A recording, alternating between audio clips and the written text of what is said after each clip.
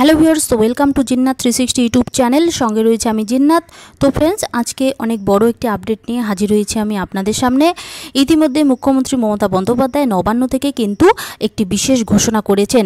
তাই আপনারা যদি স্থায়ী অস্থায়ী চুক্তিভিত্তিক কর্মচারী হয়ে থাকেন এবং যে সমস্ত কর্মীরা রাজ্য সরকারি কর্মচারী রয়েছেন, পাশাপাশি রয়েছেন আইসিডিএস, আশা, সিভিক, ভিআরপি থেকে শুরু করে সমস্ত সেক্টরে কর্মরত অস্থায়ী যে সমস্ত কর্মচারী রয়েছেন, তাদের জন্য কি মুখ্যমন্ত্রী মমতা বন্দ্যোপাধ্যায় কি বিশেষ ঘোষণা করেছেন এবং রাজ্য সরকারি কর্মচারী বা তাদের জন্যই কি বিশেষ ঘোষণা করেছেন, পদোন্নতি, বেতন বৃদ্ধি সহ স্থায়ীকরণ নিয়ে একাধিক কিন্তু ঘোষণা মুখ্যমন্ত্রী মমতা বন্দ্যোপাধ্যায় ইতিমধ্যেই করেছেন। তো আজকের ভিডিওটি এই বিষয়ের উপরই। ভিডিওটি আপনারা কোথাও এক সেকেন্ডও স্কিপ করবেন না, ভিডিওটি প্রথম থেকে শেষ পর্যন্ত অবশ্যই দেখুন।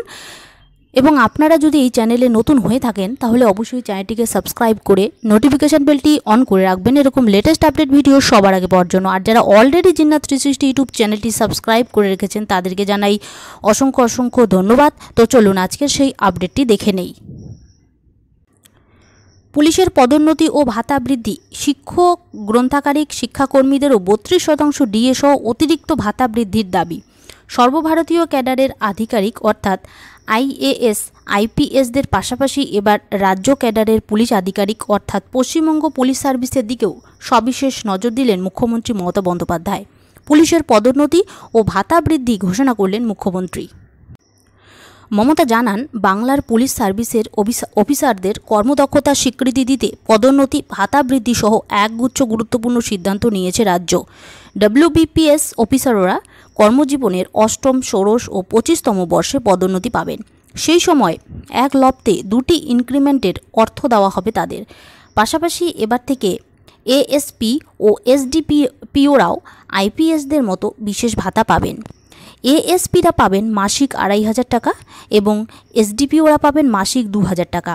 এছাড়াও পুলিশের উর্দির জন্য ভাতা পাবেন বাৎসরিক 200 টাকা থেকে বাড়িয়ে সেখানে 15,000 টাকা করার কথা ঘোষণা করেছেন মুখ্যমন্ত্রী।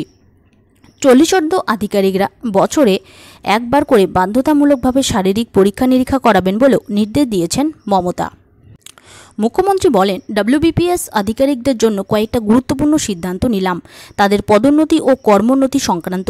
বাংলার পুলিশ সার্ভিসের আধিকারিকদের কর্মদক্ষতার স্বীকৃতি দিতেই এই সব সিদ্ধান্ত। এই সিদ্ধান্তগুলি তাদের মনোবল বাড়াবে। বাংলার পুলিশ আরও বেশি করে বাংলার মানুষের পাশে দাঁড়াতে উৎসাহিত হবে। এই প্রসঙ্গে মাধ্যমিক শিক্ষক ও শিক্ষাকর্মী সমিতির সাধারণ সম্পাদক নীলকান্ত ঘোষ এক বিবৃতিতে বলেন, রাজ্য সরকারের বিভিন্ন পাইলট প্রজেক্ট রূপায়ণের ক্ষেত্রে ডব্লিউবিসিএস, ডব্লিউবিপিএস অফিসাররা যেমন দায়িত্বশীল ভূমিকা পালন করেন, তেমনই একই রকমভাবে সরকারি বিভিন্ন প্রকল্পের সার্থক রূপায়ণের জন্য বিদ্যালয়, মাদ্রাসার শিক্ষক, গ্রন্থাগারিক শিক্ষাকর্মীগণ যথাযথ ভূমিকা পালন করে থাকেন।